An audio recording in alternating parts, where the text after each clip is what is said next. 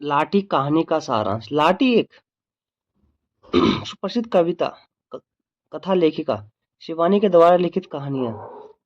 यह कहानी घटना यह कहानी घटना प्रधान कहानी है। इस कहानी में कप्तान जोशी और उसकी पत्नी का वर्णन है।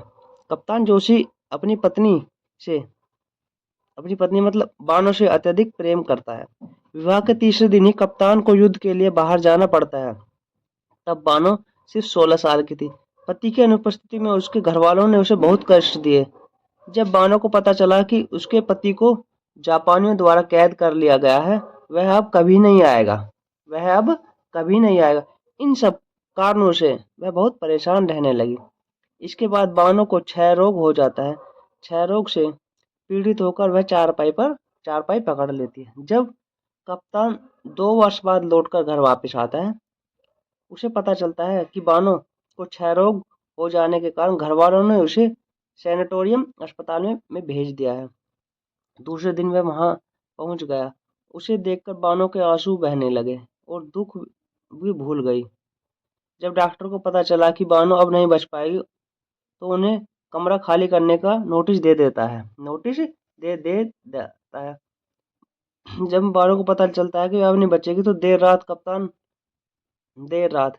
कप्तान बानो को सुलाने को खुद सोने चला जाता है। जब कप्तान सुबह उठता है, तो उसे बानो वहां कहीं नहीं मिलती है। उसकी साड़ी नदी के घाट पर मिलती है, तो कप्तान समझ जाता है कि बानो नदी में डूबकर मर गई है। कप्तान घरवालों के दबाव में आकर दूसरी शादी कर लेता है। अब उसकी दूसरी पत्नी प्रभा से उसके 2 बेटे 1 बेटी है, और कप्तान अब मेजर बन गया है। लगभग 16 वर्ष के बाद वैष्णवियों के दल में उसे लाठी मिलती है। मेजर को पता चला गुरु महाराज ने औषधियों से क्षय रोग ठीक कर दिया है, लेकिन लाठी की स्मरण शक्ति और बोलने की शक्ति चली गई है।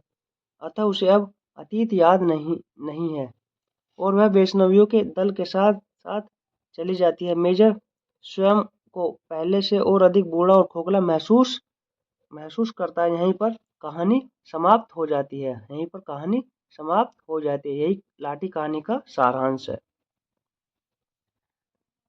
वीडियो पसंद आए चैनल को लाइक करें, सब्सक्राइब करें। कोई मिस्टेक हो तो कमेंट कर सकते हैं, नेक्स्ट वीडियो में उसका समाधान करेंगे। धन्यवाद।